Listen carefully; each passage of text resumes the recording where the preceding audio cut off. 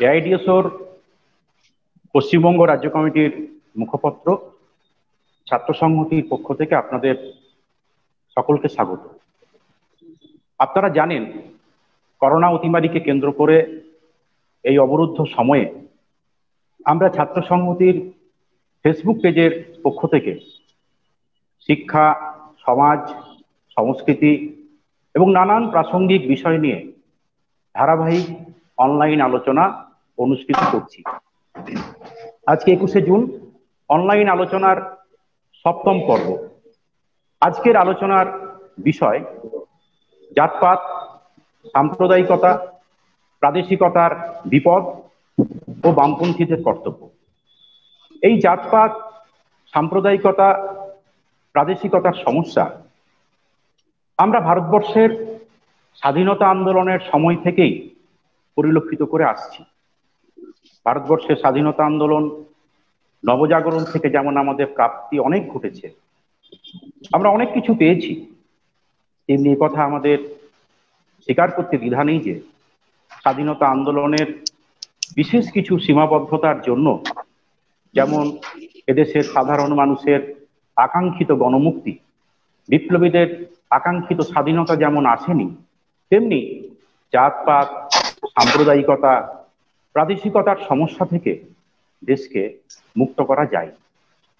আমরা লক্ষ্য করেছি 1947 সালে ভারত একটি জাতীয় স্বাধীন রাষ্ট্র হিসাবে প্রতিষ্ঠিত হওয়ার পর আজ পর্যন্ত কেন্দ্রীয় সরকারে বিভিন্ন রাজ্যে রাজ্যে যে সরকারগুলি ক্ষমতায় অধিষ্ঠিত হয়েছে, তাদের প্রায় সবাই এই জাতপাত, সাম্প্রদায়িকতা, প্রাদেশিকতার বিপদ থেকে দেশকে রক্ষা করার জন্য একটি বিজ্ঞান ভিত্তিক পদক্ষেপ গ্রহণের পরিবর্তে আমরা লক্ষ্য করেছি সেই ক্ষমতাসীন দলগুলি তাদের রাজনৈতিক স্বার্থে এই জাতপাত, সাম্প্রদায়িকতা এবং প্রাদেশিকতাকে তারা ব্যবহার করেছে। ফলে আমরা লক্ষ্য করেছি যে এই ভারতবর্ষে প্রায় বিভিন্ন সময়ই এই সাম্প্রদায়িকতা, প্রাদেশিকতার আগুন দাবানলের মতো ভারতবর্ষের বিভিন্ন প্রান্তে প্রায় ছড়িয়ে পড়ছে এবং মানুষের জনজীবন বিপর্যস্ত হয়ে যাচ্ছে।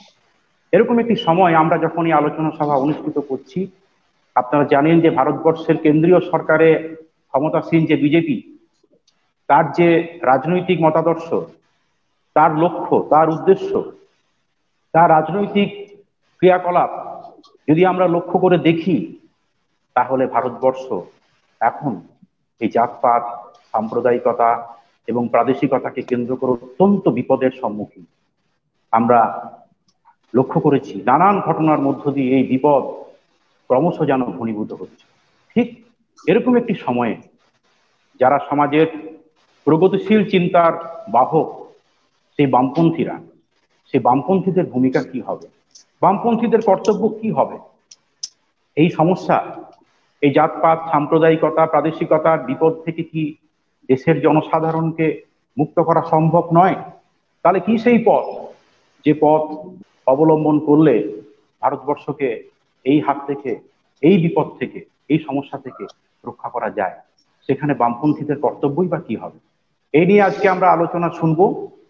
আজকে এই আলোচনা করার জন্য আমাদের মধ্যে উপস্থিত আছেন এআইডিএসওর আসাম রাজ্য কমিটির সভাপতি কমরেড প্রজ্জ্বল দেব। আমরা ছাত্র সংহতির পক্ষ থেকে কমরেড প্রজ্জ্বল দেবকে স্বাগত জানাচ্ছি। আপনাদের সকলকে জানিয়ে রাখতে চাই, কমরেড প্রজ্জ্বল দেব এখন তিনি গুয়াহাটি, আসামের গুয়াহাটিতে অবস্থান করছেন।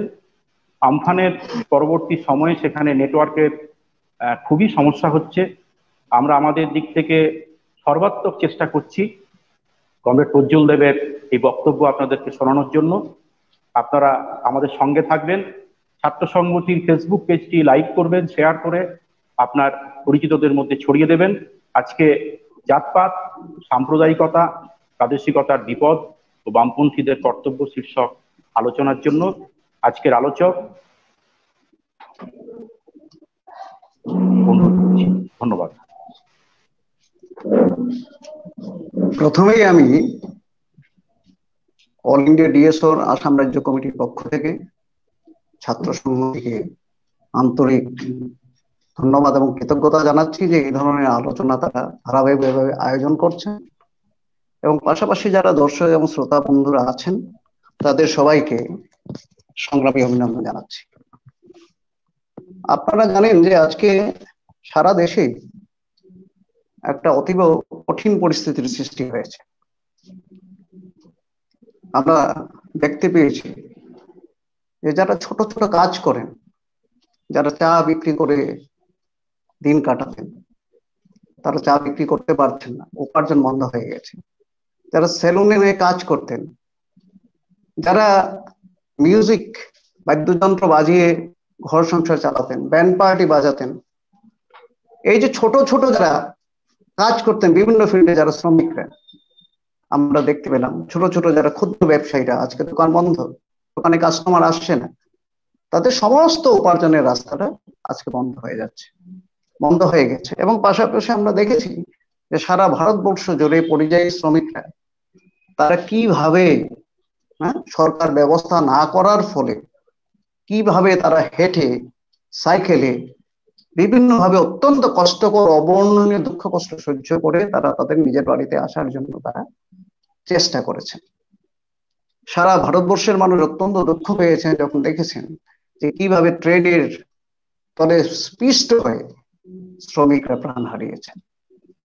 আমরা দেখতে পাচ্ছি যে এমন একটা মানবিক সংকট দেখা দিয়েছে যে একজন তার ছোট ভাইয়ের মৃত্যুতেও বাড়িতে যেতে পারে না, তার মা মারা গেছেন খবর করতে পারে না। এই যে যারা শ্রমিকরা মারা গেছেন, যা বিভিন্ন জন, এই কিছুদিন আগে আমরা প্রায় দেখছি যে খেতে না পেয়ে, ঘর চালাতে না পেয়ে পুরো পরিবার সুসাইড করছে, আত্মহত্যা করছে। এত হৃদয় বিদারক যে ঘটনা একটার পর একটা সারা ভারতবর্ষ জুড়ে ঘটছে এবং আসামে ঘটছে, যা বিবেকবান মানুষের বিবেককে কাঁদাচ্ছে, ভাবাচ্ছে যে কেন এই পরিস্থিতি। এটা কি অবধারিত ছিল? এটা কি অনিবার্য ছিল? সেটা কি অন্য কোনো ভাবে এর কোনো মানবিক সমস্যার সমাধান হতে পারতো না? এমন একটা কঠিন পরিস্থিতিতে আজ আমরা বিরাজ করছি।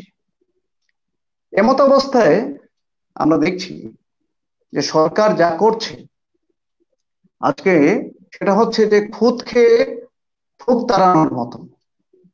এত বেশি প্রয়োজন, সেই প্রয়োজনের মুখে দাঁড়িয়ে আমরা দেখছি যে অত্যন্ত ন্যূনতম কিছু সাহায্য করছে। আসামের প্রেক্ষাপটে আমরা দেখতে পাচ্ছি যে যাদের রেশন কার্ড আছে তারা শুধু চাউল পাচ্ছেন, যাদের রেশন কার্ড নেই তারা চাউলও পাচ্ছেন না। তাহলে শুধু চাল দিয়ে কি একটা ঘর চলে? ঘর ভাড়া কোথা থেকে আসবে? সিলিন্ডার কোথা থেকে আসবে? আজকে সমস্ত প্রয়োজন কি করে পূরণ হবে? তার জন্য যে ধরনের সাহায্য দেওয়ার দরকার, আজকে অসুখ বিসুখ হচ্ছে, মানুষ অসুখ বিসুখে মারা যাচ্ছেন, ট্রিটমেন্ট পাচ্ছেন না, ওষুধপত্র কিনতে পারছেন না। এই যে একটা কঠিন পরিস্থিতির মধ্যে আজকে সারা দেশের জনগণ আজকে একটা কঠিন অবস্থায় দিন কাটাচ্ছেন। আসামে আমরা দেখলাম যে আমফানের পর বন্যা হয়ে গেল, তার আগে লকডাউন পরিস্থিতিতে ক্ষেতের ফসল খেতে নষ্ট হলো, কৃষকরা বিক্রি করতে পারলেন না।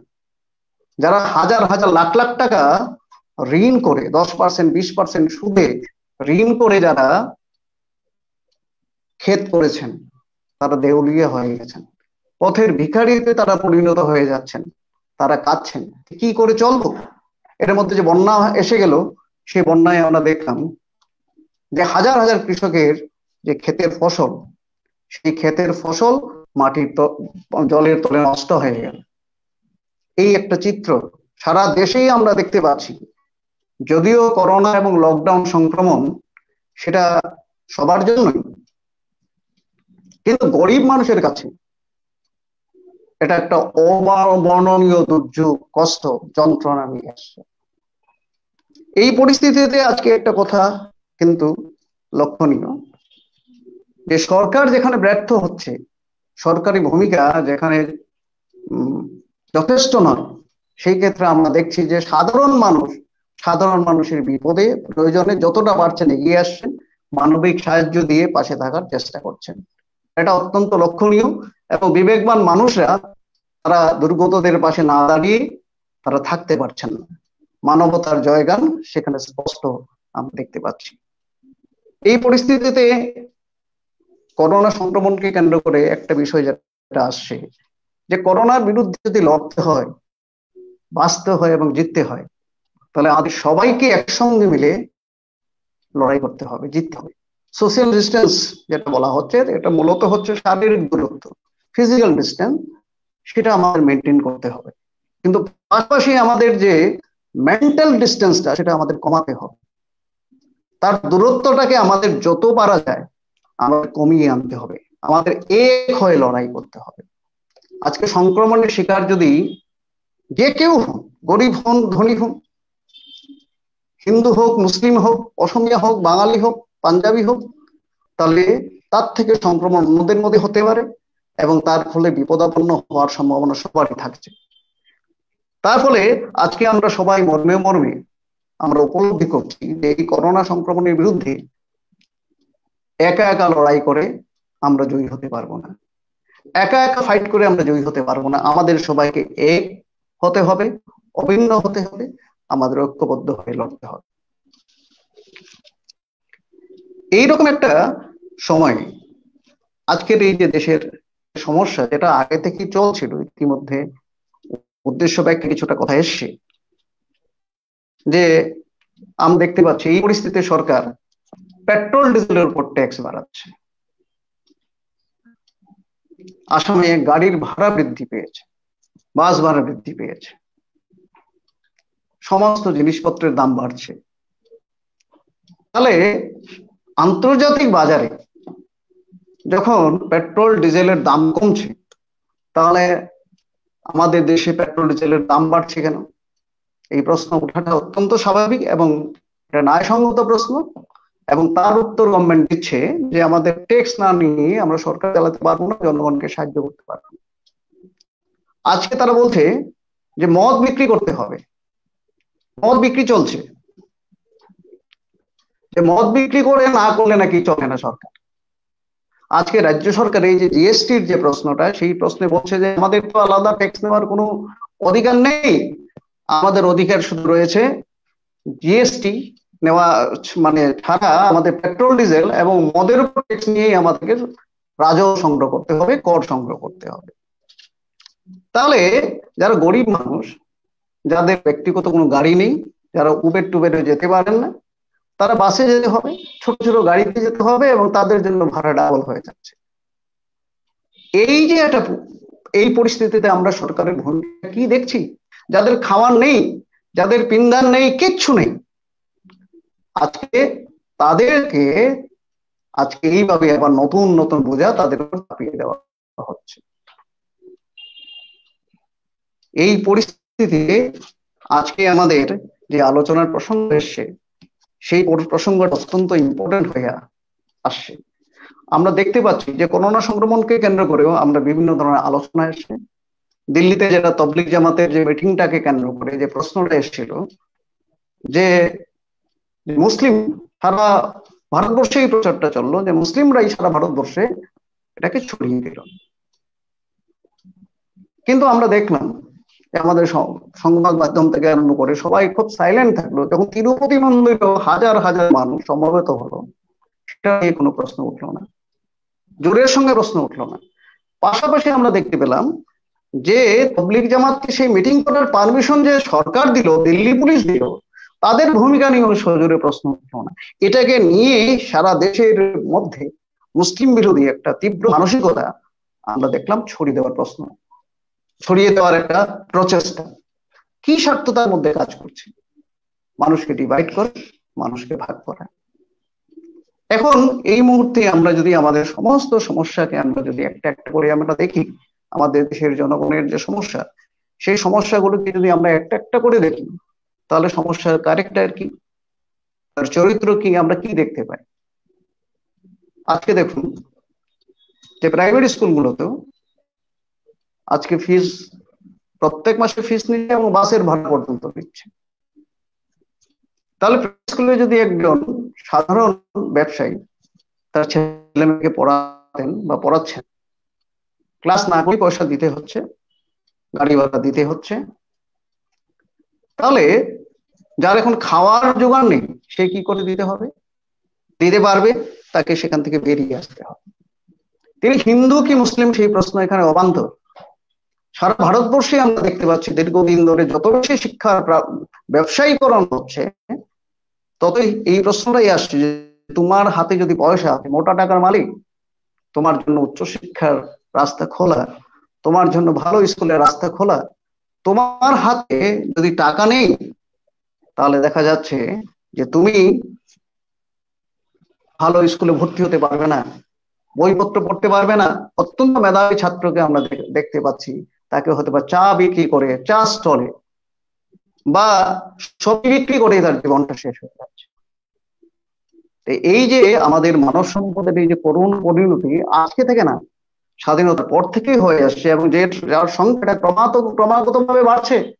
35 কোটি মানুষ যে ভারতবর্ষে নিরক্ষর, সেই 35 কোটি কারা? কোন সচ্ছল মানুষ, কোন টাকা থাকা মানুষ অশিক্ষিত? কেউ না, একজনও না। তাহলে কারা? যারা গরিব, যারা দুস্থ, যারা সর্বহারা, তারা শিক্ষার থেকে বঞ্চিত। আর শিক্ষা থেকে বঞ্চিত মানেই হচ্ছে যে জীবন যুদ্ধে সমস্ত দিকে পরাজিত হওয়ার রাস্তা খোলা থাকলো, তার জন্য চাকরির রাস্তা নেই, কোনো কিছুরই রাস্তা নেই। তার যেহেতু অর্থনৈতিক ক্ষমতা নেই, ফলে সে সমস্ত কিছু থেকে বঞ্চিত হয়ে ইতর প্রাণীর মতো সারা জীবন কাটাতে হবে। এবং প্রত্যেকটা প্রশ্নে আমরা যদি দেখি যে খাদ্য, ভালো খাদ্য, যারা সাধারণ কৃষক, যারা উৎপাদন করে, তাদের আমরা দেখতে পাচ্ছি যে না খেয়ে তাদের দিন কাটাতে হচ্ছে। যে শ্রমিকরা, আজকে পরিযায়ী শ্রমিকদের কথা এসছে, যে যারা সমস্ত সভ্যতার স্রষ্টা, যারা বড় বড় বিল্ডিং বানাচ্ছেন, রাস্তাঘাট তৈরি করছেন, এমনকি গাড়ি থেকে শুরু করে সমস্ত কিছুর যারা স্রষ্টা, তাদের আজকে থাকার জায়গা নেই। এই যে পরিযায়ী শ্রমিকদের আজকে আমাদের মানবিক আবেদন জানিয়েছেন মাননীয় প্রধানমন্ত্রী মোদীজি, যে যারা প্রাইভেট প্রতিষ্ঠান তাদের বেতন দেয়, বেতন রাখে, তাদের প্রতি মানবিক দৃষ্টিভঙ্গি রাখে, কিন্তু আমরা কি দেখলাম? নিষ্ফল সেই আবেদন। যারা সমাজবিজ্ঞানের ছাত্র, আমরা শুরু থেকে জানতাম যে এসব আবেদনের কোনো মূল্য নেই। এই সমাজে যারা ব্যবসা করছেন, মূলত বড় ব্যবসা, বড় বড় পুঁজিপতি, তার প্রফিট ছাড়া কিছু বুঝেন না। ম্যাক্সিমাইজেশন প্রফিট তাদের হচ্ছে মূল বিষয়, তাদের জীবন শক্তিটা সেখানে। ফলে আমরা দেখলাম যে নির্বিচারে তাড়িয়ে দেওয়া হলো। তারা খেতে পাবে কি পাবে না, তারা এত কিছু দিল, তাদের ধনী থেকে আরো বড় ধনী করতে সাহায্য করলো, তারা পরের দিন খেতে পারবে কিনা, তাদের মাথার উপর ছাদ থাকবে কিনা, কোনো বিষয়ে তারা কোনো বিবেচনার মধ্যে গেলেন না, এবং সরকার সম্পূর্ণ নিষ্ক্রিয় থাকলো। সেই মানুষগুলো যখন দিনের পর দিন খেতে পাচ্ছেন না, দিনের পর দিন থাকার জায়গা নেই, পাগলের মতো বাড়ি থেকে ফোন করছেন, কাঁদছেন, তাদের মা বাবা, ওরা নিজেরা কাঁদছেন, যে এইভাবে থাকা যায় না। মরতেই যদি হয়, একদিকে করোনা সংক্রমণের ভয়, আরেকদিকে খাদ্য থেকে আরম্ভ করে আশ্রয় থেকে বঞ্চিত হয়ে এই যে একটা অবস্থা, সেই অবস্থা থেকে মুক্তির জন্য আকাঙ্ক্ষা থেকে হাজার হাজার মাইল তারা পাড়ি দিচ্ছে। সেই মানুষগুলো এখন কি করবেন? তাদের বাড়িতে গরিব কল্যাণ যোজনার কথা বলছেন, কি কাজ পাবেন তারা? যেটুকু পাবেন তাদের কি তাদের ঘর সংসার চলবে? তাহলে এই যে প্রশ্নগুলো আসছে, আমরা সেসব ক্ষেত্রে আমরা দেখতে পাচ্ছি যে সেখানে হিন্দু মুসলমানের বিষয় নেই, বাঙালি অসমিয়ার বিষয় নেই, ওড়িয়া না পাঞ্জাবি তার বিষয় নেই। তুমি যদি গরিব, তুমি সমস্ত কিছু স্রষ্টা, কিন্তু তুমি কিচ্ছু পাবে না। তুমি সবাইকে সমস্ত কিছু দেবে, আর তুমি নিজে সমস্ত কিছু হারাবে। এই একটা পরিস্থিতি আজকে আমরা দেখতে পাচ্ছি। তাহলে প্রত্যেকটা ক্ষেত্রে আমরা যে আইনি প্রশ্নে আমরা যে দেখতে পাই যে থানায় গেলে গরিব মানুষের অধিকার পান না, মানুষ বলে পুলিশ তাদের বিবেচনা করে না। এখানে কোনো হিন্দু মুসলমানের বিষয় নেই। সমস্ত প্রশ্নেই আমরা দেখতে পাচ্ছি যে একটাই বিষয় আসে, তোমার হাতে টাকা আছে, টাকা নেই। কোর্টে যাও, উকিল রাখতে হবে, সুপ্রিম কোর্টে যাও, লাখ লাখ টাকা তোমাকে খরচা করতে হবে। সেই খরচ করার ক্ষমতা সাধারণ গরিব মানুষের নেই। তাহলে সেই সাধারণ গরিব মানুষ যাদের কোন অধিকার আমাদের দেশে আমরা দেখতে পাচ্ছি না, এবং সেটা আজকে থেকে না, স্বাধীনতার পর থেকে। এবং যতদিন যাচ্ছে, যত সময় যাচ্ছে, আমরা দেখতে পাচ্ছি যে তাদের সমস্ত অধিকার ক্রমাগতভাবে কমছে। আজকে আমরা দেখলাম এই যে করোনা লকডাউনকে কেন্দ্র করে কি দেখতে পেলাম আমরা? যে শ্রমিকদের যে 8 ঘন্টা কাজের অধিকার, যে 8 ঘন্টা অধিকার পাওয়ার জন্য তারা জীবন দিয়েছেন, প্রাণ দিয়েছেন, যে মে দিবসের সূচনা হয়েছে সেই ঐতিহ্যমণ্ডিত সংগ্রাম থেকে, আজকে অবলীলাক্রমে সেই 8 ঘন্টাকে 12 ঘন্টা করার এখানে ব্যবস্থা হয়ে গেল। তারা জানেন যে মানুষ ঘর থেকে বেরোতে পারবে না, প্রতিরোধ করতে পারবে না, প্রতিরোধ সংগ্রাম করে তুলতে পারবে না। দেশ বাঁচানোর নাম বলে আজকে শ্রমিকদের উপর কুঠারাঘাত করা হলো। সেই প্রশ্নে কি এই দেশের বিজেপি সরকার, যারা নিজেদের হিন্দু সরকার বলে বলেন, তারা কি একবার বলছেন যে এই আইনটা শুধুমাত্র মুসলিম শ্রমিকদের জন্য, হিন্দু শ্রমিকদের জন্য 8 ঘন্টাই থাকবে? এই যে তাড়ানো হচ্ছে বিভিন্ন কলকারখানা, ইন্ডাস্ট্রি থেকে, সেখানে কি এটা কোনো বিবেচনার বিষয় হচ্ছে যে হিন্দু শ্রমিকরা থাকবে এবং মুসলিম শ্রমিকদের তাড়ানো হবে? তাহলে আমরা দেখছি যে সারা দেশে হিন্দুই হন, মুসলমানই হন, বাঙালি হন, অসমীয়াই হন, উড়িয়াই হন, পাঞ্জাবি হন, কন্নড়ই হন, সেই হন, তিনি যদি গরিব তাহলে আজকে তার সমস্ত বাঁচবার রাস্তা বন্ধ। শিক্ষার অধিকার নেই, স্বাস্থ্যের অধিকার নেই,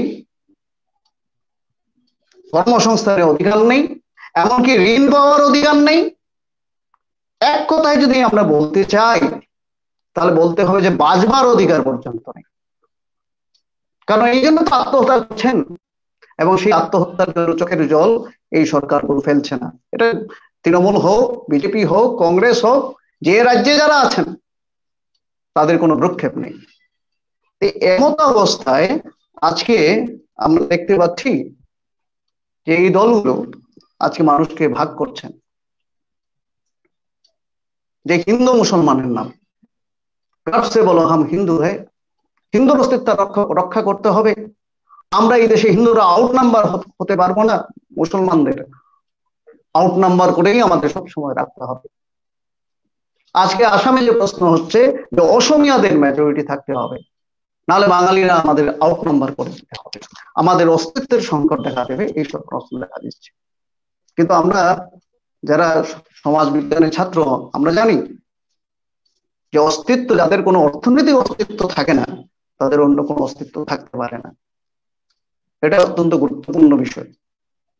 তো এমত অবস্থায় আজকে আমাদের চিন্তা করতে হবে। ইতিমধ্যে উদ্দেশ্য ব্যাখ্যায় উল্লেখ করা হয়েছে যে কেন আজকে এই পরিণতি, দেশে সাম্প্রদায়িকতা, প্রাদেশিকতা, গোষ্ঠী বা জাতপাতের যে এই যে সংঘর্ষ, এই যে মানসিক দ্বন্দ্ব,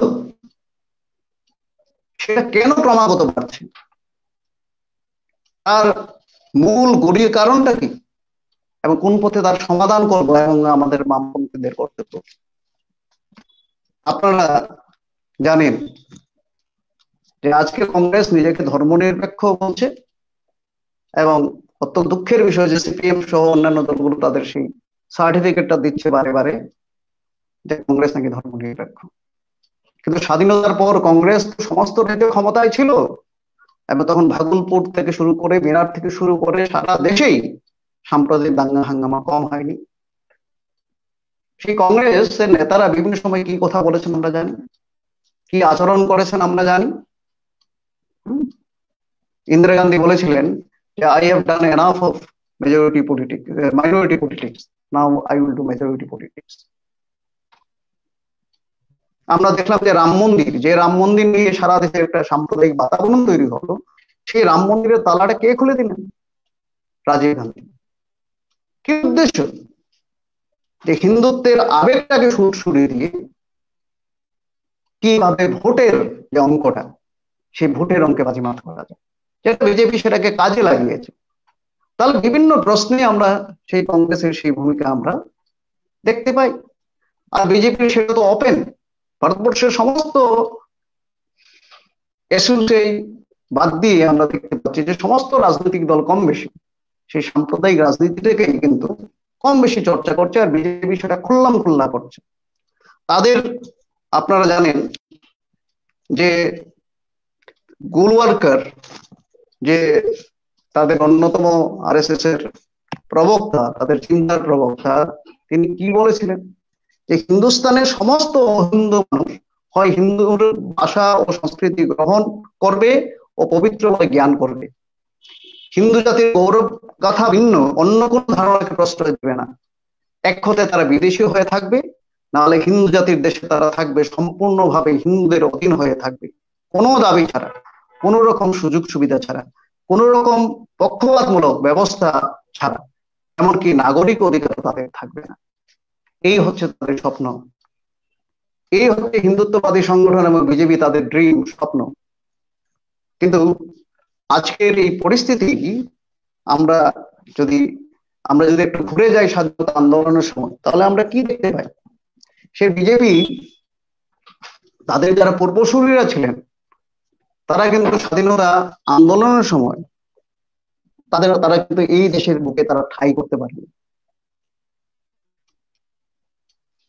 যখন 42-এর গণ আন্দোলন চলছিল, সেই 42-এর গণ আন্দোলনকে তারা বিরোধিতা করেছিলেন এবং তারা ব্রিটিশ বিরোধী যে জাতীয় স্বাধীনতা আন্দোলন, সেই জাতীয় স্বাধীনতা আন্দোলনে নেতাজি থেকে আরম্ভ করে মহাত্মা গান্ধী, ভগৎ সিং, ক্ষুদিরাম, এদের যে ভূমিকা, সেই ভূমিকাকে তারা বলেছিলেন যে এটা হচ্ছে বিশ্বাসঘাতকতা, সেই কথাই তারা বলেছিলেন। কিন্তু তাদের সেই বক্তব্য সেদিন এই দেশের মানুষের কাছে গ্রহণযোগ্য হয়নি। তো আমাদের সেই স্বাধীনতা আন্দোলনের সময় আমি সমস্যাটা কেন ভারতবর্ষের সৃষ্টি হলো সেই কথাটা বলছি। তারপরে এই দেশে কি সমস্যা এই মুহূর্তে আমরা দেখতে পাই সেটা আলোচনা করব, আসামের প্রেক্ষাপটে আলোচনা করব। সেই সময় আমরা দেখতে পাই যে সেই পরাধীন ভারতবর্ষে যে স্বাধীনতা আন্দোলন শুরু হলো, সেই স্বাধীনতা আন্দোলন যখন শুরু হলো, তখন আমরা দেখতে পাচ্ছি যে বিশ্ব পুঁজিবাদ, যারা সামন্ততন্ত্রের বিরুদ্ধে ফাইট করে যে পুঁজিবাদী ধ্যান ধারণা, গণতান্ত্রিক ধ্যান ধারণা নিয়ে এসেছিল, সাম্যমৈত্রী স্বাধীনতার ধ্যান ধারণা নিয়ে এসেছিল, তারাই যখন জনগণকে শোষণ করতে আরম্ভ করলো, বাজার সংকট যখন শুরু হলো, তারা দেখলো যে সাধারণ মানুষের মধ্যে তারা সেই ঐক্য সৃষ্টি করার পরিবর্তে তারাই তখন অনেকের ভাবধারা তারা নিয়ে আসতে আরম্ভ করলো, মানুষকে ডিভাইড করার তারা কাজ আরম্ভ করলো এবং ধর্মের সঙ্গে আপোষ করতে শুরু করলো। এবং আমাদের দেশে বিশ্ব পুঁজিবাদ মানে সারা বিশ্বকে যখন লুণ্ঠন করছে, সেরকম একটা পরিস্থিতি চলে আসছে, সাম্রাজ্যবাদী রূপ ধারণা করেছে, তখন আমাদের দেশে স্বাধীনতা আন্দোলন তীব্রতা আরম্ভ হলো, জাতীয় পুঁজির সৃষ্টি হলো। এবং সেই সময় আমাদের দেখা গেল যে স্বাধীনতা আন্দোলন, বিশেষ করে যেটা আপোষকামী ধারা গান্ধীজির নেতৃত্বে, সেখানে আমরা দেখতে পেলাম যে সেই স্বাধীনতা আন্দোলনের সঙ্গে সামাজিক সাংস্কৃতিক আন্দোলন, সেটাকে একসঙ্গে যেটা করা, যে আমাদের প্রত্যেকের যে আগের যে identity, Bengali identity, Asomiya identity, Bihari identity, Punjabi identity, Hindu identity, Musalman identity, সেই আইডেন্টিটির জায়গায় নতুন এক আইডেন্টিটি, ইন্ডিয়ান আইডেন্টিটি। এবং সেটা এমন ভাবে হতে হবে যে আমাদের আগের যে আইডেন্টিটি একজন মানুষের দুটো হতে পারে, আইডেন্টিটি একটাই। তাহলে আমাদের ভারতীয় আইডেন্টিটি গড়ে তোলার যে সংগ্রামটা, সেই গড়ে তোলার সংগ্রামটা হতে ফাঁকি থেকে দেখা গেল মানুষ একসঙ্গে লড়াই করলো এক দেশকে স্বাধীন করার জন্য, মাঠে ময়দানে গেল। আমাদের শিক্ষক প্রদর্শক কমরেড শিবদাস ঘোষ দেখিয়েছেন। কিন্তু দেখা গেল যে বাস্তব ক্ষেত্রে হলো যে তাদের বিভিন্ন চিন্তার যে জায়গাটা, যে একসঙ্গে লড়াই করছে, সংগ্রাম করছে, একজন আরেকজনের জীবন দেবে, কিন্তু একজন আরেকজনের বোনকে বা মেয়েকে বিয়ে করতে পারবে না, একসঙ্গে খেতে পারবে না।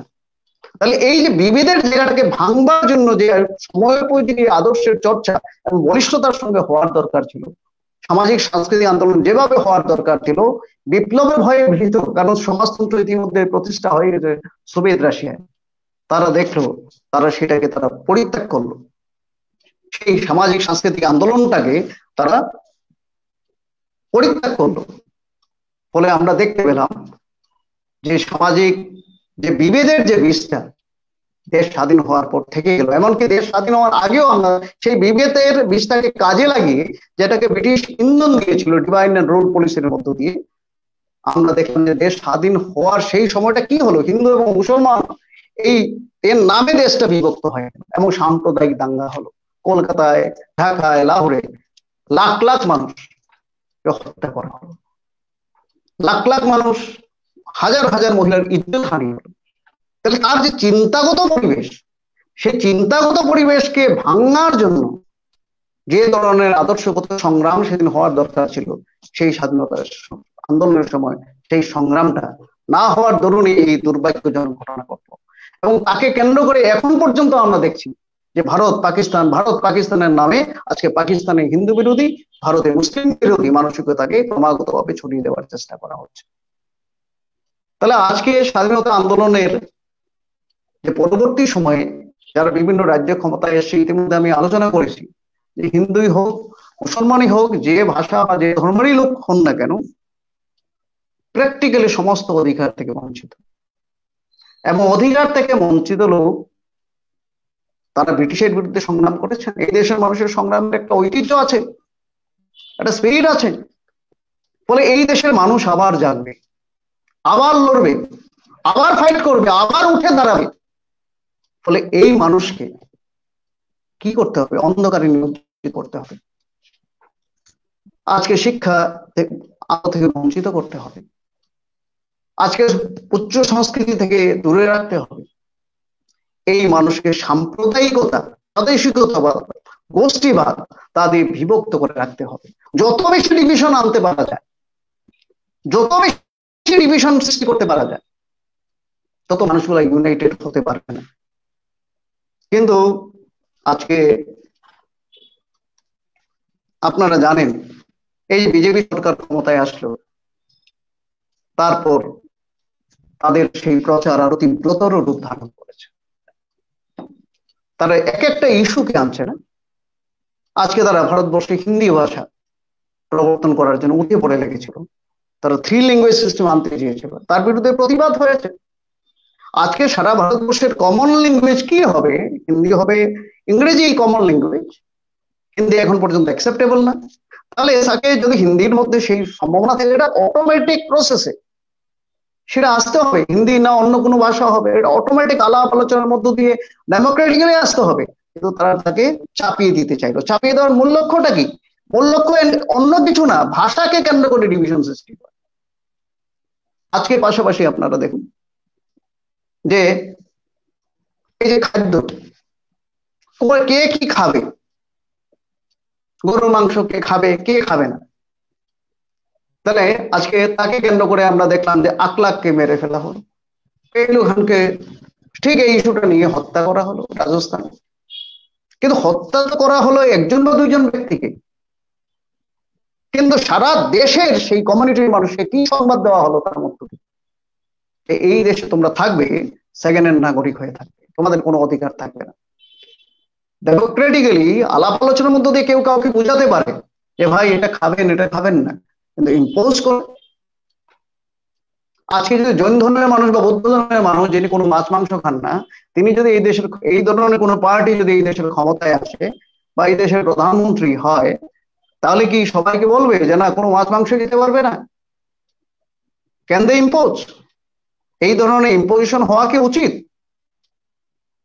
তাহলে এই একটা পরিস্থিতিতে আমরা দেখতে পেলাম যে সমস্ত ঘটনার সাম্প্রদায়িকরণ হচ্ছে।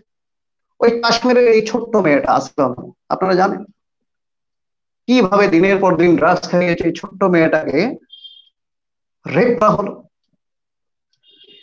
তারপর মন্দিরের উপর থেকে তাকে মাটিতে ফেলে দেওয়া হলো, পাথরের উপর মাথা লেগে মাথা ভেঙে চৌচির হয়ে গেল। কিভাবে মেয়েটা কত কষ্ট সহ্য করে মারা গেল, যে কোনো বিবেকবান মানুষ না কেঁদে পারবেন না, চোখে জল আসবে। অথচ দেখা গেল যে তার পক্ষে লোক বেরিয়ে গেল, তার সঙ্গে বিজেপির লোক যুক্ত, সেই রেপিস্টদের পক্ষে মিছিল হয়ে গেল এবং তাতে বিজেপির জনপ্রতিনিধিরা অংশগ্রহণ করলেন। কত নির্মম নিষ্ঠুর হলে এই ঘটনা ঘটতে পারে? আপনারা দেখুন যে সমস্ত প্রশ্নের যে দুষ্কৃতিকারী কিছু ঘটনা করেছে, কোথাও রেপ হয়েছে, কোথাও চুরি হয়েছে, সেই দুষ্কৃতিকারীর এখন সে মুসলিম না হিন্দু, বাঙালি না অসমিয়া, আজকে সেটা নিয়ে ডিসকাশন হচ্ছে।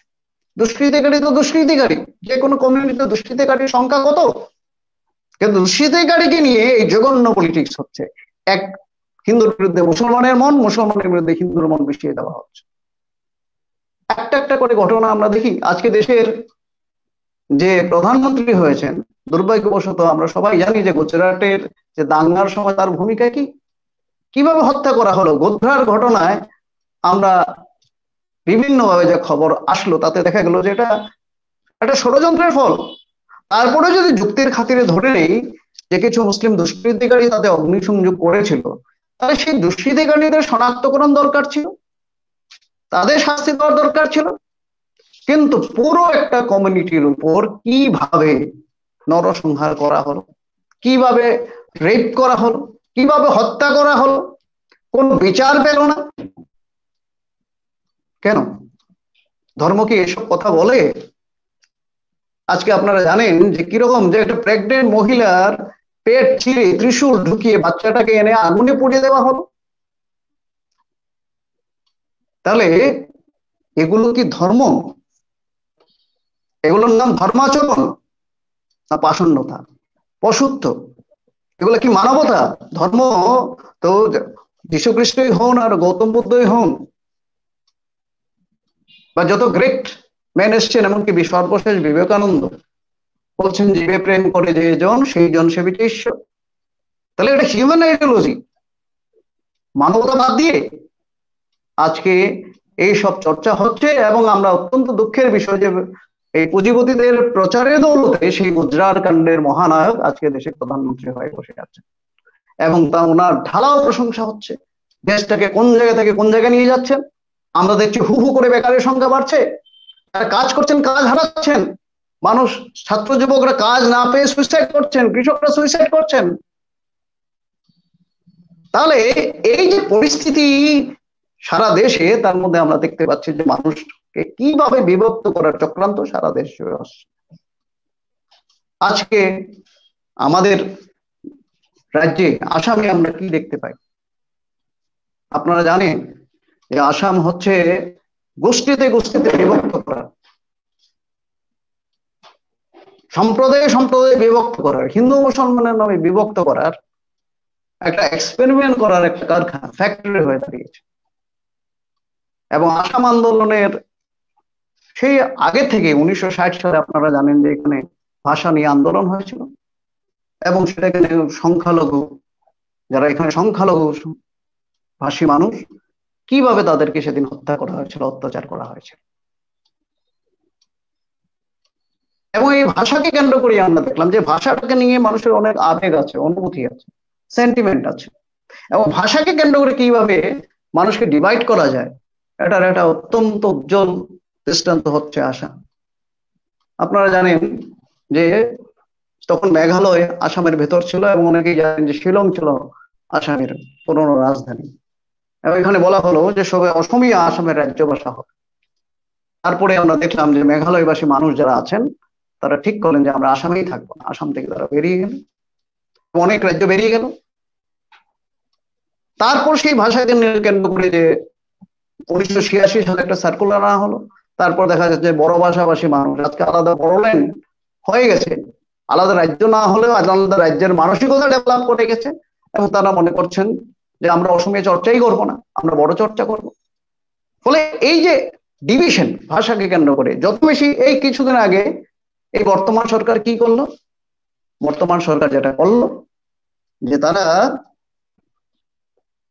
মানে ব্রহ্মপুত্র ভ্যালির সমস্ত স্কুলে বড়ল্যান্ড বাদ দিয়ে যে ভাষাভাষীরই আপনি ছাত্র হন না কেন, আপনাকে কম্পালসারিলি একটা অসমীয়া সাবজেক্ট আপনাকে রাখতেই হবে। It's an imposition. এবং এর বিরুদ্ধে Karbi students organisation, Rabha students organisation, Dimasa students organisation ইতিমধ্যে তারা প্রতিবাদ শুরু করেছে। এটাকে কেন্দ্র করে আরেক ধরনের ডিভিশনের রাস্তা এখানে শুরু হয়ে গেছে। আপনারা জানেন যে আসাম আন্দোলন যে হলো, সেই আন্দোলনের স্লোগানটা আসলো যে আমরা অসমীয়া মানুষ, আমরা এখানে সংখ্যালঘু হয়ে যাব, আমাদের ভাষা সংস্কৃতি বিপন্ন হয়ে যাবে, আমরা মাইনরিটি হয়ে যাব, আমরা আউট নাম্বার হয়ে যাব, আমাদের অস্তিত্ব সংকট দেখা দেবে, আমাদের কোনো অধিকার থাকবে না।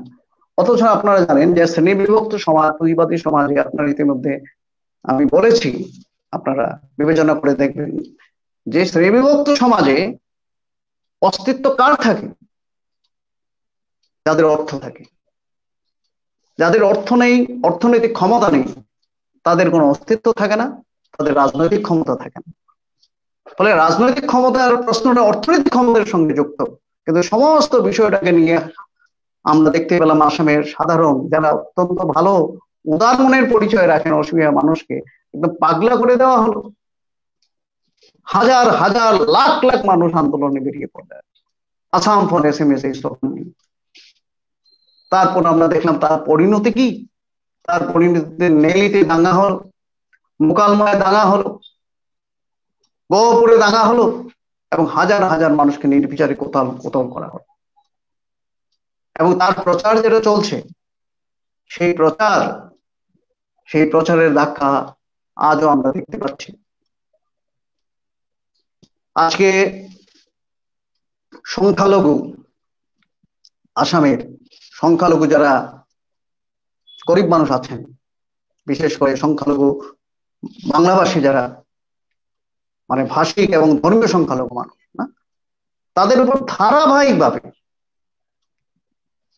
একটার পর একটা আক্রমণ হয়েছে, ধারাবাহিকভাবে একটার পর একটা আক্রমণ হয়েছে। আপনারা জানেন, প্রথম আসলো এজিপি সরকার যখন ক্ষমতায় আসলো, তারা 3,29,000 মানুষকে ডি ভোটার করেছিল, ডাউটফুল ভোটার, শুধুমাত্র সন্দেহের উপর বেস করে। এবং যারা বর্ডার পুলিশ, তারা অঞ্চলে অঞ্চলে বিভিন্ন জায়গায় তারা ভোটার লিস্ট ধরে আজকে তারা মানে আলটিমেটলি নির্বাচন কমিশন ডি করে দিল। এবং দেখা গেল বেশিরভাগ মানুষ না যারা পরে তারা ন্যায়ালয়ে গেছেন, যাদের টাকা পয়সা ন্যায়ালয়ে যেতে পারেন, সবাই যেতে পারেননি, অনেকে এক্সপায়ার হয়ে গেছেন, সেই ন্যায়ালয়ে যাওয়া মানুষগুলো 97% ভারতীয় প্রমাণিত হয়েছে। তাহলে প্রাইমা ফেসি বলে একটা কথা আছে, প্রাইমা ফেসি বাদ দিয়ে সেই সব মানুষগুলোকে আমরা দেখতে পেলাম যে এইভাবে তাদেরকে নাগরিকত্ব অধিকার কেড়ে নেওয়া হলো দীর্ঘদিন, বছরের পর বছর। যেটা 6 মাসে করার কথা বলা হয়েছিল, বছরের পর বছর, 20 বছর 30 বছর ধরে সেই মানুষগুলাকে ভোটাধিকার থেকে বঞ্চিত করা হলো।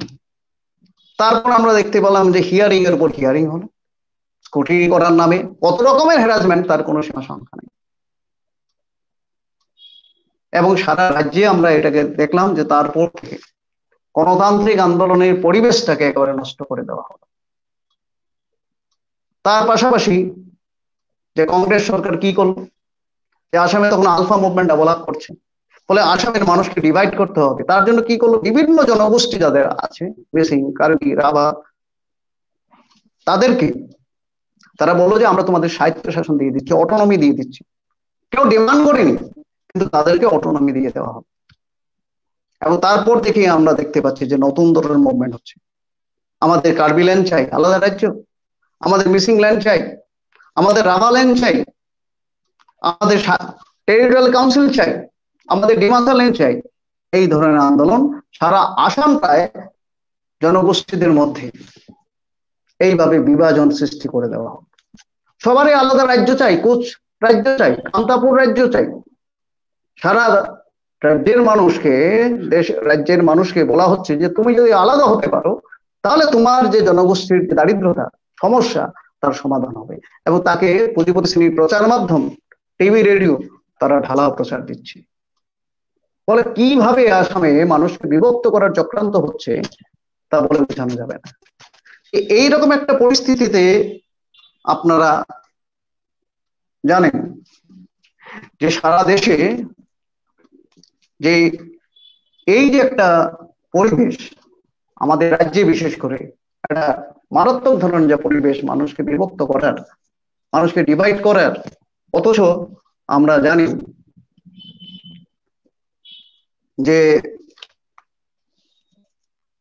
আমাদের দেশের স্বাধীনতা আন্দোলনের সময় যারা মনীষীরা, তারা কি বলেছিলেন? তারা কি বলেছিলেন যে আমাদের ডিভাইড হতে হবে, আমাদের বিভক্ত হতে হবে, আমাদের এক ধর্মের মানুষকে আরেক ধর্মের মানুষকে হত্যা করতে হবে, লুণ্ঠন করতে হবে, ছোট করতে হবে, অপমান করতে হবে, এর মধ্য দিয়ে আমাদের দেশের প্রগতি হবে। আমরা এক ভাষার মানুষকে অন্য ভাষার মানুষের উপর দমন নিপীড়ন চালিয়ে আমাদের প্রগতি, আমাদের অগ্রগতি, এটা তো কোনো বড় মানুষ বলেন, এটা গোলওয়ার্কার বলতে পারেন। কিন্তু নেতাজি কি বলেছেন? নেতাজি বলেছিলেন যে গোষ্ঠী ও সম্প্রদায়গত চিন্তা নয়, সমগ্র জাতিকে জড়িয়ে চিন্তা করতে আমাদের শিখতে হবে। ধর্ম, জাত ও ভাষার পার্থক্য থাকলেও আর্থিক সমস্যা ও অভিযোগগুলো আমাদের একই। তিনি আলোচনায় দেখিয়েছেন যে একজন হিন্দু জমিদারের সঙ্গে হিন্দু কৃষকের স্বার্থের অভিন্নতা নেই, একজন মুসলিম কৃষকের সঙ্গে মানে মুসলিম ধনী কৃষকের সঙ্গে একজন মুসলিম গরিব কৃষকের কোনো স্বার্থের মিল নেই, অভিন্নতা নেই, বরং পরস্পর বিরোধী অবস্থান নিয়ে তারা আছেন। তিনি আরো কথা বলেছিলেন যে এই যে আমাদের যে মূল সমস্যা, বেকারি, দারিদ্রতা, অনাহার, সেই সমস্যাগুলো কি কোনো সাম্প্রদায়িক শক্তি সমাধান করতে পারবে? অবশ্যই না। এবং সেই কথাগুলো প্রত্যেকটা কথাই অত্যন্ত গুরুত্বপূর্ণ, এবং সেই কথাগুলো আমাদের অবশ্যই খুব গভীরভাবে অনুধাবন করার জন্য চেষ্টা করতে হবে।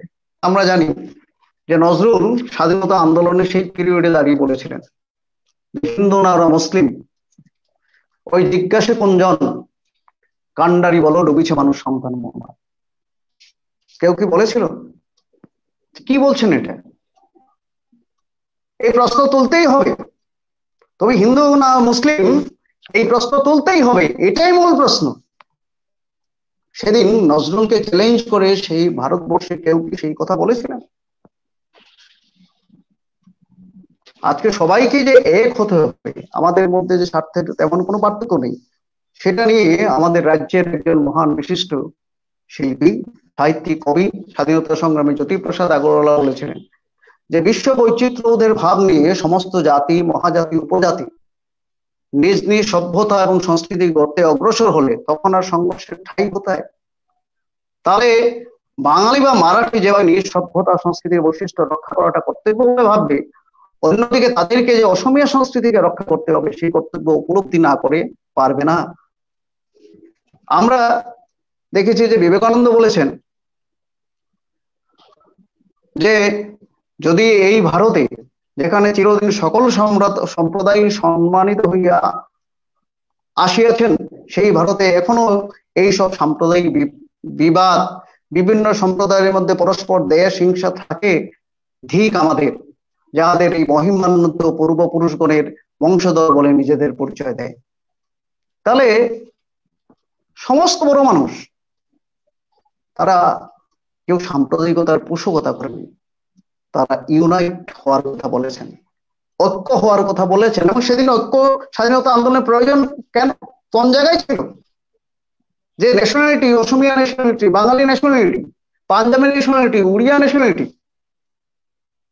কিন্তু দেশটাকে যদি স্বাধীন করতে হয় সেদিনের মানুষ বুঝেছিল যে আমরা বিভক্ত হয়ে লড়াই করে এই সংগ্রামে হতে পারবো না, আমাদের ইউনাইটেড হতে হবে। এবং আমাদের সমস্বার্থবোধ এখানে কাজ করছে। এবং সারা দেশেই আমরা জানি, এবং আমাদের রাজ্য যেমন কনকলতা দেশের জন্য প্রাণদান করেছেন, কুশলগড় দেশের জন্য প্রাণদান করেছেন, ভারতবর্ষের স্বাধীনতার জন্য, ভারতবর্ষের জনগণের মুক্তির জন্য প্রাণদান করেছেন। তাহলে আজকে সারা ভারতবর্ষে এবং তার সঙ্গে আসামে এই যে উচ্চজাত নিম্নজাত তার নামে যে লড়াইটা চলছে, সেটা কি দৃষ্টিভঙ্গি নিয়ে লড়াইটা হবে? শ্রেণী দৃষ্টিভঙ্গি থেকে। মূল দ্বন্দ্ব হচ্ছে গরিব ভার্সাস ধনী। যারা দেশের মানুষকে শোষণ করে, আপনারা জানেন যে কোন পরিস্থিতি, যে দেশের স্বাধীনতার সময় যাদের যা সম্পত্তি ছিল টাটা বিড়লাদের, আজকে তাদের কত লক্ষ লক্ষ কোটি টাকা সম্পত্তি। এই দেশের আইন কানুন প্রশাসনকে কাজে লাগে, এই দেশের নিয়ম কানুনকে কাজে লাগে তাদের এই সম্পত্তি। তাহলে এই যে অবস্থান আজকে হয়েছে, যে আজকে সাধারণ মানুষ সমস্ত কিছু হারাচ্ছেন, তাহলে আজকে তো নতুন লড়াইয়ের প্রশ্ন দেখা দিল। আজকে জ্যোতিপ্রসাদ আগরওয়ালা যে ভাষায় বলেছিলেন যে স্বাধীনতা এসছে মানুষের চোখের জলে, রক্তের বিনিময়ে সেই স্বাধীনতা আমরা কলুষিত করছি দুর্নীতির মধ্য দিয়ে, নৈতিক অধঃপতনের মধ্য দিয়ে। এবং সেইভাবেই আমরা দেখতে পাই যে আপনারা জানেন যে আমাদের শিক্ষক এবং পথপ্রদর্শক মহান শিবদাস ঘোষ কি বলেছিলেন যে দেশ রাজনৈতিকভাবে স্বাধীন হয়েছে কিন্তু গণমুক্তি অর্জিত হয়নি। এবং যতদিন যাচ্ছে তার সেই যে বক্তব্যের অভ্রান্ততা আমাদের প্রত্যেক দিন জীবনের যে রক্তক্ষয়ী সংগ্রামের মধ্য দিয়ে আমরা প্রত্যেক দিন মর্মে মর্মে উপলব্ধি করতে পারছি। তাহলে আজকে শাসক ব্রিটিশ যেভাবে তার যে ভূমিকা পালন করেছিল, যে যদি শাসন করতে হয় তাহলে মানুষের ঐক্য তাদের শাসন এবং শোষণের পক্ষে বাধা, ফলে মানুষের ঐক্যকে ভাঙতে হবে, ঐক্যকে চুরমার করতে হবে। ঠিক এইভাবে আজকের আমাদের দেশের যে সরকার, তারাও মনে করে যে এই যে ঐক্য সংহতি, তারা যে পুঁজিপতি শ্রেণীর স্বার্থে যে শোষণের যে স্টিম রোলার চালাচ্ছে তার পক্ষে বাধা। ফলে এইরকম অবস্থায় এই দেশের মানুষকে কিভাবে ডিভাইড করা যায় এটা হচ্ছে তাদের চিন্তার বিষয়। এবং এখন আমরা দেখতে পাচ্ছি যে আসামিও যেটা করেছে, তারা এনআরসি যেটা করেছে, সেই এনআরসি কে তারা এই দেশের মানুষকে ডিভাইড করার একটা ইনস্ট্রুমেন্ট হিসেবে তারা কাজে লাগাতে চাইছে। আসামে আমরা দেখেছি যে তারা যেটা এনআরসি করলো, 19 লাখ মানুষের নাম তারা বাদ দিল, ভাষিক এবং ধর্মীয় সংখ্যালঘুর নাম এটা থেকে বাদ দেওয়া হলো। এবং তার জন্য যেটা করা হলো যে বাড়ি বাড়ি গিয়ে যেটা সেন্সাসের মতো যেটা করার বিষয় ছিল সেটা তারা করলো না। সবাইকে ডকুমেন্ট সাবমিট করতে হবে, ফর্ম ফিল আপ করতে হবে, এবং তার ক্রাইটেরিয়া হিসেবে যে যারা লিগেসি ছাড়াও যে 14টা ডকুমেন্ট শেষ পর্যন্ত মানতে বাধ্য হলো, সেখানেও তারা কি বিষয়টা আনলো, সেই 14টা ডকুমেন্টের মধ্যে যে 71 সালের আগে ভোটার লিস্ট, 71 সালের আগে মানে 51 সনে এনআরসি, 50 বছর 60 বছর 70 বছর আগের ডকুমেন্ট যেটা সরকারের কাছে উপলব্ধ ছিল না, passbook, passport, bank passbook, passport, এমন সব ডকুমেন্ট যে যেটা এখনো চাইলে পরে গরিব মানুষ দিতে পারবে না। তাহলে 71 সনের আগে কজন মানুষের কাছে পাসপোর্ট ছিল, কজন মানুষের কাছে ব্যাংক অ্যাকাউন্ট ছিল? ফলে তারা এমন ভাবে তারা চক্রান্ত করেছিল যাতে প্রকৃত ভারতীয় নাগরিক হওয়া সত্ত্বেও সাধারণ যাতে গরিব মানুষ, ভাষিক সংখ্যালঘু এবং ধর্মীয় সংখ্যালঘু মানুষ যাতে নিজেদের ভারতীয় প্রমাণ করতে না পারে। এবং তারপর এই যে প্রক্রিয়া চললো, সেই প্রক্রিয়ার রেজাল্ট সরকারি প্রশাসন তারা এমনভাবে চাপ সৃষ্টি করলো যাতে অফিসাররা বাধ্য হন কিছুদের নাম জোর করে বাদ দিতে। তার জন্য অনেক সন্দেহ ফিকির হলো এবং এই প্রসেসে 19 লাখ মানুষের নাম বাদ পড়লো। যারা বাদ পড়লো আমরা কি দেখতে পেলাম যে অনেকের বাবার নাম আছে, ছেলের নাম নেই, বড় ভাইয়ের নাম আছে, ছোট ভাইয়ের নাম নেই। এইরকম করেই কিন্তু 19 লাখ মানুষের নাম বাদ দিল। ইতিমধ্যে আমরা দেখতে পেলাম যে তারা বর্ডার পুলিশের মধ্য দিয়ে কংগ্রেস সরকারও করলো, এজিপি সরকারও করলো এবং বর্তমান বিজেপি সরকারও করছে, যে আফটার এনআরসি পর্যন্ত সে আগের থেকে শুরু হলো যে ফরিনা ট্রাইব্যুনালে কেস পাঠাচ্ছে, যারা যাদের নামে কেস হচ্ছে অনেক ক্ষেত্রে তারা খবর হচ্ছে না, এবং এক্সপার্টি হয়ে তাদেরকে ডিটেনশন ক্যাম্পে দেওয়া হচ্ছে। সেই ডিটেনশন ক্যাম্পে আপনারা কোন পরিস্থিতির কথা আপনারা জানেন, যে কিভাবে গাদাগাদি করে তাদের রাখা হয়, খাদ্য নেই, চিকিৎসা নেই, অমানবীয় ব্যবহার, অনেক ক্ষেত্রে মেয়েদের বিরুদ্ধে অত্যাচারের অভিযোগ পর্যন্ত উঠছে, এবং তাদের কোনো জামিন নেই বছরের পর বছর। রিসেন্টলি 3 বছর হওয়ার পর মোটা টাকা দিতে পারে জামিন মূল্য হিসেবে, তাহলে সে ছাড়া পেতে পারে। এই করোনা সংক্রমণকে কেন্দ্র করে কিছু আমরা দেখতে পেলাম যে কিছুকে মুক্তি দেওয়া হলো, আদারওয়াইজ এইভাবে দেখা যায় চোখ কাঁদতে কাঁদতে চোখ অন্ধ হয়ে যাচ্ছে। ছোট বাচ্চাকে নিয়ে ডিটেনশন ক্যাম্পে বন্দী, মা ডিটেনশন ক্যাম্পে, বাচ্চারা বাইরে, 80 বছরের 90 বছরের বৃদ্ধকে ডিটেনশন ক্যাম্পে পাঠানো হচ্ছে, এবং দেখা যাচ্ছে যে বেশিরভাগ ক্ষেত্রে তারা প্রকৃত ভারতীয় নাগরিক। আমি 2-1টা কেসের কথা বলবো, যে ফালু দাস নলবাড়ি জেলার, তিনি ওই অঞ্চলে তার জন্মগ্রহণ, কিন্তু পরবর্তীকালে ওই অঞ্চলে অনেকে গ্রামের অধিবাসীদের মতো তিনি তার টাইটেল চেঞ্জ করেছিলেন। নদীর এপার থেকে ওই পারে তিনি গেছেন। আজকে প্রায় 70 বছরের মানুষ, প্রায় দেশ স্বাধীন হওয়ার সময় যার জন্ম, যার বিদেশি হওয়ার কোনো প্রশ্ন নেই, সেই লোকটাকে নিয়ে গেল কিসের ভিত্তিতে? গ্রামের লোকদের খবর করলেই আমরা সেখানে গিয়েছিলাম, তাহলে তো লোকটা স্বদেশী না বিদেশি? কিন্তু তোয়াক্কা নেই, কারণ জোর করে বানাতে হবে বিদেশি।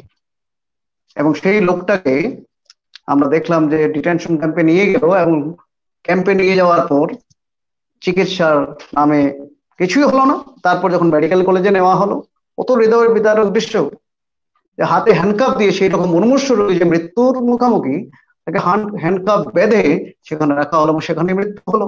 আমরা যখন বাড়িতে গেলাম দেখতে পেলাম যে এই কেসটা করতে গিয়ে সমস্ত গরু, ছাগল, যা কিছু ছিল সমস্ত সম্পত্তি বিক্রি করে, একটা ছোট্ট একটু মাটির সম্পত্তি সব বিক্রি করে একটা বাঁশ বেতের যে ছোট্ট ঘর, সেই ঘরের মাটিটা পর্যন্ত বিক্রি হয়। ইতিমধ্যে আমরা দেখলাম যে এনআরসি কে কেন্দ্র করে আসামের মানুষকে দুই ভাগে বিভক্ত করা হলো। অসমীয়া মানুষের মধ্যে ঢুকিয়ে দেওয়া হলো যে সমস্ত প্রায় 40 লাখ, 50 লাখ, 1 কোটি বাংলাভাষী লোক হচ্ছেন বিদেশি। আর বঙ্গবাসী মানুষ তাদের অভিজ্ঞতা থেকে বুঝছেন যে আমরা এই দেশে জন্মগ্রহণ করলাম, আমাদের পূর্বপুরুষরা দেশের জন্য আত্মবলিদান দিয়েছেন, ফাঁসি কাটে প্রাণ দিয়েছেন, জেলে গেছেন। আজকে আমরা স্বদেশের পরবাসী হয়ে যাচ্ছি, তাদের দুঃখ যন্ত্রণা। ফলে এই করে এটাকে কেন্দ্র করে আজকে আসামের মানুষকে দুই ভাগে বিভক্ত করে দেওয়া হলো। কত রকম বিভক্ত করে দেওয়া হলো, ঐক্যবদ্ধ গণতান্ত্রিক আন্দোলন করে তোলার প্রায় পরিবেশ নেই। আজকে এখানে যখন এই চক্রান্তটা সফল হয়ে গেল, তখন বিজেপি সরকার দেখলো যে এটা সারা ভারতবর্ষে তাকে ইমপ্লিমেন্ট করতে হবে, অন্য কিছু হোক বা না হোক। যে বিদেশি করার মধ্য দিয়ে যে হিউমিলিয়েশন, না, একজন স্বদেশীকে যদি বিদেশি করা হয়, সেটা কত বড় হিউমিলিয়েশন।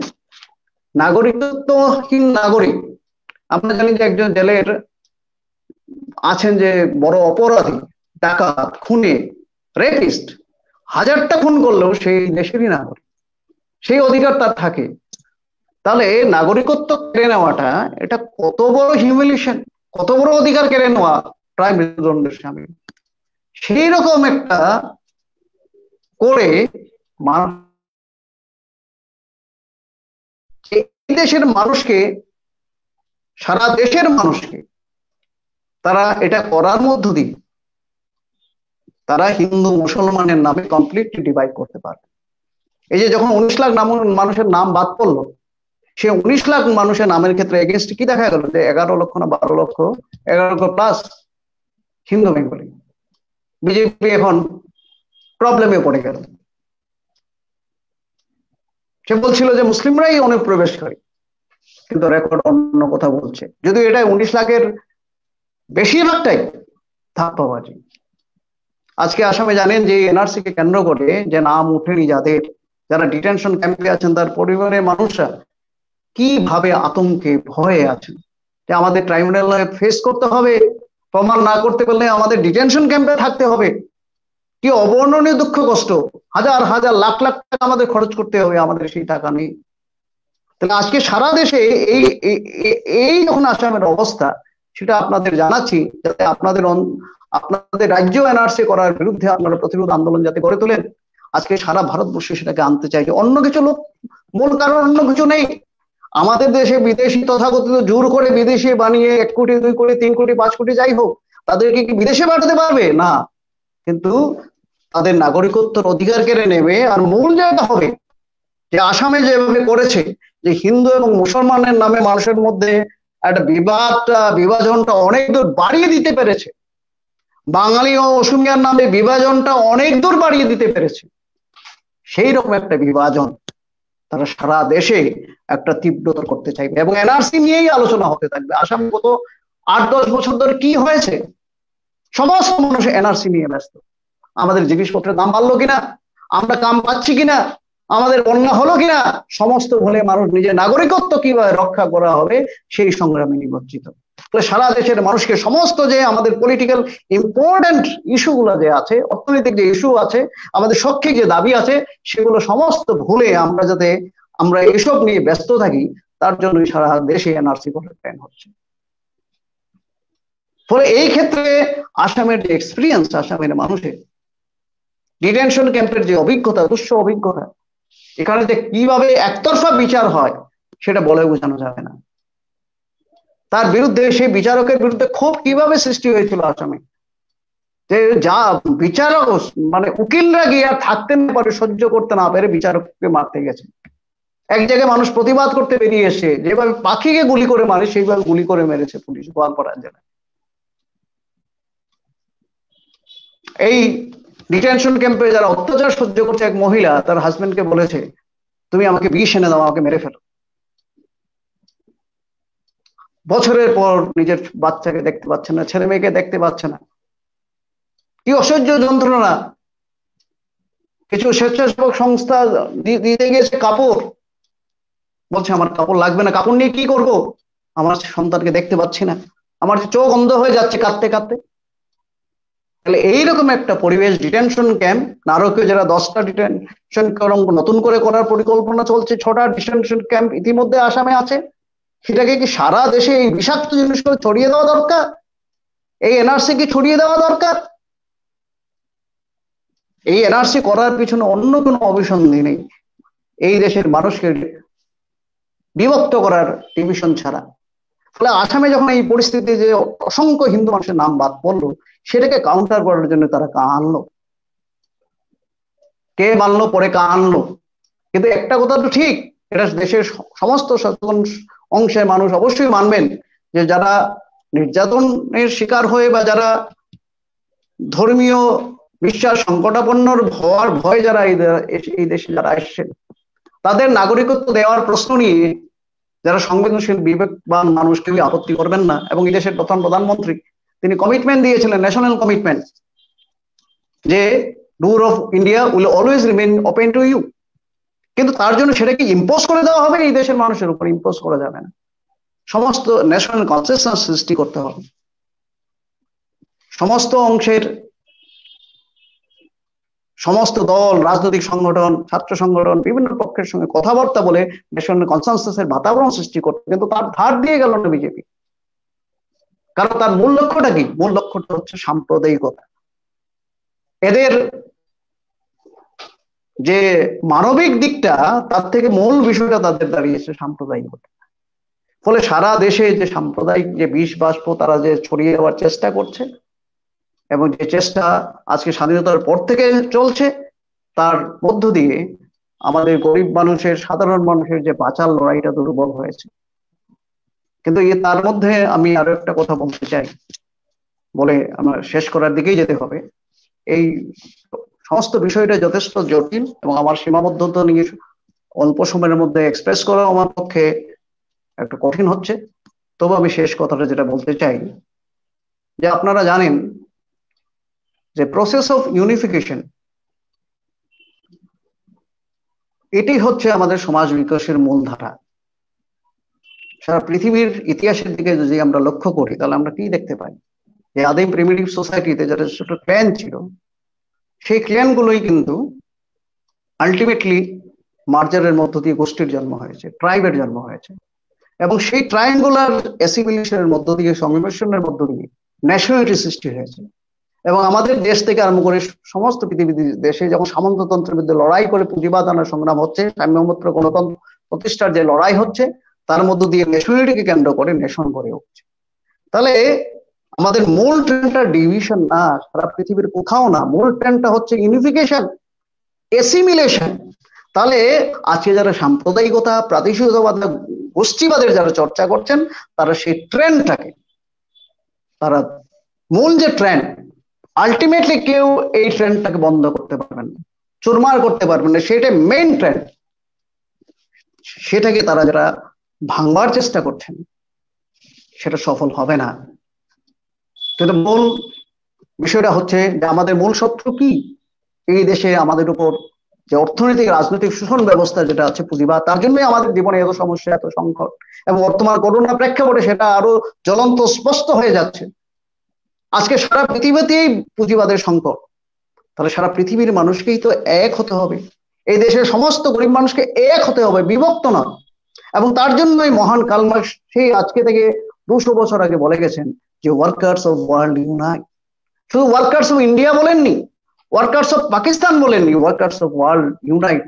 এবং আমাদের এই দেশের আমরা যারা চিন্তাশীল মানুষ, যারা বামপন্থী, যারা স্থিতাবস্থা, বামপন্থী মানে কি, যারা স্থিতাবস্থার বিরুদ্ধে দাঁড়ান, এই সাম্প্রদায়িকতার অভিশাপের বিরুদ্ধে, পুঁজিবাদের শোষণের বিরুদ্ধে যাদের দাঁড়ান, বিশেষ করে ছাত্র যুবকদের আজকে কর্তব্য কি, যে পুঁজিবাদের বিরুদ্ধে সমস্ত অংশের মানুষকে ঐক্যবদ্ধ করে মানুষকে বিভক্ত করার সমস্ত চক্রান্তের বিরুদ্ধে দাঁড়িয়ে আজকে আমাদের দেশে যে সঠিক পথে যে ছাত্র আন্দোলন, গণ আন্দোলন চলছে, সেই আন্দোলনকে শক্তিশালী করতে হবে।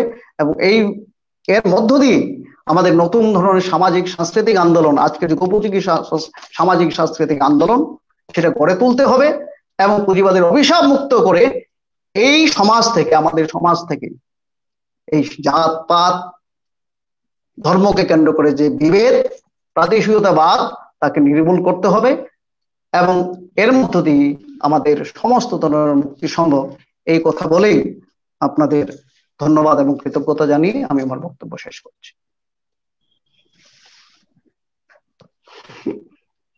পশ্চিমবঙ্গ রাজ্য কমিটির মুখপত্র ছাত্র সংহতির পক্ষ থেকে আজকের আলোচক কমরেড প্রজ্জ্বল দেব, আসাম রাজ্য কমিটির সভাপতি, আমরা কমরেড প্রজ্জ্বল দেবকে ধন্যবাদ জানাচ্ছি। সেই সঙ্গে সঙ্গে ধন্যবাদ জানাচ্ছি আজকে এই মুহূর্তে সারা রাজ্যে যারা আমাদের আজকের আলোচনা জাতপাত, সাম্প্রদায়িকতা, প্রাদেশিকতার বিপদ এবং বামপন্থীদের কর্তব্য শীর্ষক আলোচনা শুনলেন, তাদেরকে আমরা ধন্যবাদ জানাচ্ছি। এখানে কমরেড প্রজ্জ্বল দেব আলোচনার মধ্য দিয়ে খুব সুন্দরভাবে তিনি উত্থাপন করেছেন যে আমাদের ভারতবর্ষের জাতীয় যে স্বাধীনতা আন্দোলন, সেই স্বাধীনতা আন্দোলনের যারা জাতীয় নেতৃত্ব, তারা সামাজিক এবং সাংস্কৃতিক যে বিপ্লবের কাজটি, তার সুষ্ঠু সমাধান, তার সুনির্দিষ্ট দিশার ভিত্তিতে তাকে পরিচালিত করতে না পারার ফলে আমরা কিন্তু স্বাধীনতার পর যে দেশ, যে স্বাধীন রাষ্ট্র যে গঠন হয়েছে, সেখানে কিন্তু আমরা এই জাতপাত, প্রাদেশিকতা এবং সাম্প্রদায়িকতার সমস্যা থেকে মুক্ত হতে পারেনি। এই সীমাবদ্ধতা টিকিয়ে গেছে। এখানে কমরেড প্রজ্জ্বল দেব আলোচনার মধ্য দিয়ে দেখিয়েছে যে আজকে বিজেপি, যে বিজেপি সরকার আজকে কেন্দ্রে ক্ষমতাসীন, সেই বিজেপি যে হিন্দুত্বের কথা বলছে, হিন্দু স্বার্থের কথা বলছে, কিন্তু সেই বিজেপি যে একটার পর একটা অর্থনৈতিক শোষণ, অর্থনৈতিক আক্রমণ দেশের জনসাধারণের উপর চাপিয়ে দিচ্ছে, তাতে কিন্তু গরিব হিন্দুরাও সে আক্রমণের শিকার হচ্ছে। এখানে কিন্তু হিন্দু মুসলমানের প্রশ্ন নয়, এখানে বাঙালি অসমিয়ার প্রশ্ন নয়, এখানে প্রশ্ন তুমি ধনী আর গরিব, শ্রেণী বিভক্ত সমাজে কিভাবে শ্রেণী শোষণে গরিব অসহায় মানুষ কিভাবে সে শোষণের জ্বালায় অত্যাচারিত হচ্ছে, নিপীড়িত হচ্ছে, তা কমরেড প্রজ্জ্বল দেব আপনাদের সামনে খুব উদাহরণ সহকারে আপনাদের সামনে রেখেছে। তিনি দেখিয়েছেন যে আসামের পরিস্থিতি, আসামে কিভাবে প্রাদেশিকতার রাজনীতি কিভাবে আসামের গরিব অসহায় মানুষের জীবনকে দুর্বিষহ করে তুলছে, এবং সম্প্রতি এনআরসি লাগু করে আসামে কিভাবে একটা বিভাজনের রাজনীতিকে অত্যন্ত কার্যকরীভাবে সেখানে প্রতিষ্ঠিত করতে চাইছে আজকের বিজেপি সরকার। তিনি দেখিয়েছেন যে সাম্প্রদায়িকতার প্রশ্নে, জাতপাত প্রাদেশিকতার যে প্রশ্ন, সে প্রশ্নে ভারতবর্ষের নবজাগরণের যারা মনীষী, যারা স্বাধীনতা আন্দোলনের বিপ্লবী, তারা কিভাবে বিষয়টিকে দেখেছেন। আজকের জাতীয় স্তরের নেতারা, ক্ষমতাসীন রাজনৈতিক দলের নেতারা কিন্তু সেই লক্ষ্য নিয়ে চলছেন।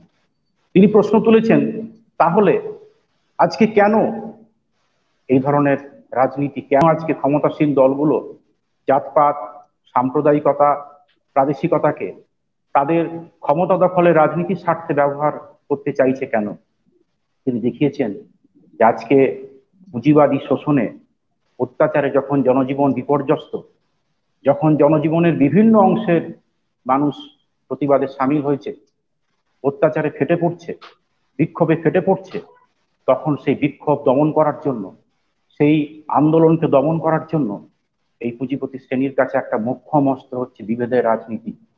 মানুষ যাতে ঐক্যবদ্ধভাবে আন্দোলনে সামিল হতে না পারে, প্রতিবাদে সামিল হতে না পারে, তার জন্য বিভেদের রাজনীতির মধ্য দিয়ে মানুষকে বিভক্ত করে দাও।